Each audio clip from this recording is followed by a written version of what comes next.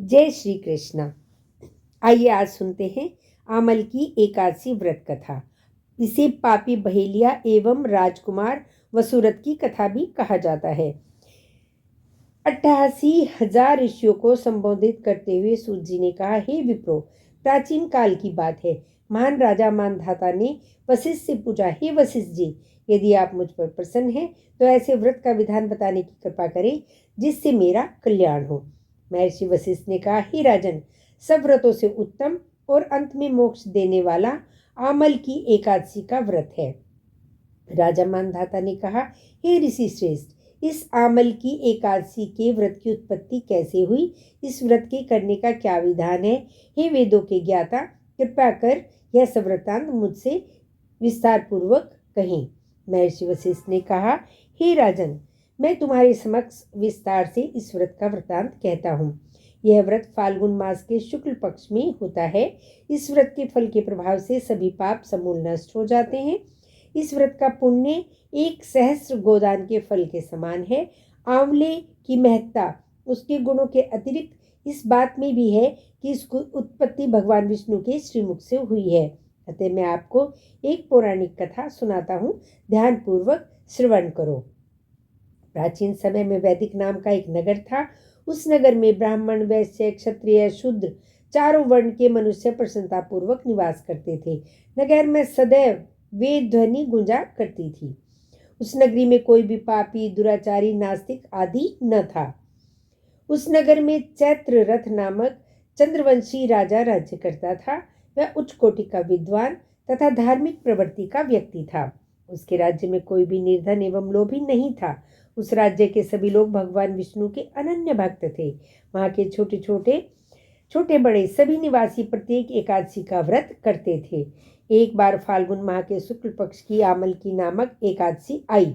उस दिन राजा एवं प्रत्येक प्रजानन, वृद्ध से बालक तक ने आनंद पूर्वक उस एकादशी को उपवास किया। राजा अपनी प्रजा के साथ मंदिर में आकर कलश स्थापित करके तथा धूप, दीप, नैवेद्य, पंचरत्न, छत्र आदि से धात्री का पूजन करने लगे। वे सभी धात्री की इस प्रकार स्तुति करने लगे, हे धात्री, आप ब्रह्म स्वरूपा हैं। आप ब्रह्मा जी द्वारा उत्पन्न हो तथा सभी पापों को नष्ट करने वाली हैं। आपको नमस्कार है। आप मेरा अर्घ्य स्वीकार करो। आप श्री रामचंद्र जी के द्वारा सम्मानित हैं। मैं आपसे प्रार्थना करता हूँ, मेरे सभी पापों का नाश करो। उस मंदिर में रात को सभी ने जागरण किया। रात के समय उस स्थान पर एक बहेलिया आया। वह महापापी तथा दुराचारी था।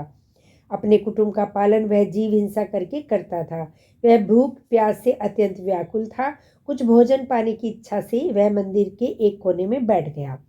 उस स्थान पर बैठकर वह भगवान विष्णु की कथा तथा एकादशी महात्म्य सुनने लगा। इस प्रकार उस बहेलिये ने संपूर्ण रात्रि उन लोगों के साथ जागरण कर व्यतीत की। प्रातःकाल सभी लोग अपने अपने निवास पर चले गए।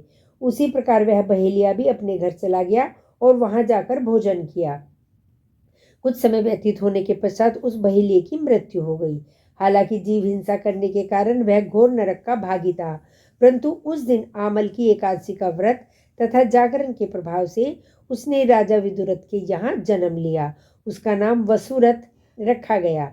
बड़ा होने पर वह चतुरंगिणी सेना सहित तथा धन धान्य से युक्त होकर 10,000 ग्रामों का संचालन करने लगा। वह तेज में सूर्य के समान, क्रांति में चंद्रमा के समान, वीरता में भगवान विष्णु के समान तथा क्षमा में पृथ्वी के समान था। वह अत्यंत धार्मिक, सत्यवादी, कर्मवीर और विष्णु भक्त था। वह प्रजा का समान भाव से पालन करता था। दान देना उसका नित्य का कर्म था। एक समय राजा वसुरथ शिकार खेलने के लिए गया। देव योग से वन में वह रास्ता भटक गया और दिशा का ज्ञान न होने के कारण उसी वन में एक वृक्ष के नीचे सो गया। कुछ समय पश्चात पहाड़ी डाकू वहां आए और राजा को अकेला देखकर मारो मारो चिल्लाते हुए राजा वसुरथ की ओर दौड़े। वह डाकू कहने लगा कि इस दुष्ट राजा ने हमारे माता पिता, पुत्र, पौत्र आदि समस्त संबंधियों को मारा है तथा देश से निकाल दिया। अब हमें इसे मारकर अपने अपमान का बदला लेना चाहिए। इतना कह वे डाकू राजा को मारने लगे और उस पर अस्त्र शस्त्र का प्रहार करने लगे। डाकुओं के इस तरह अस्त्र शस्त्र राजा के शरीर से स्पर्श होते ही नष्ट होने लगे तथा राजा को वह शस्त्र पुष्पों के समान प्रतीत होने लगे। कुछ समय पश्चात प्रभु इच्छा से उन डाकुओं के अस्त्र शस्त्र उन्हीं पर प्रहार करने लगे, जिससे वे सभी डाकू मूर्छित हो गए। उसी समय राजा के शरीर से एक दिव्य देवी प्रकट हुई। वह देवी अत्यंत सुंदर थी तथा सुंदर वस्त्रों तथा आभूषणों से अलंकृत थी।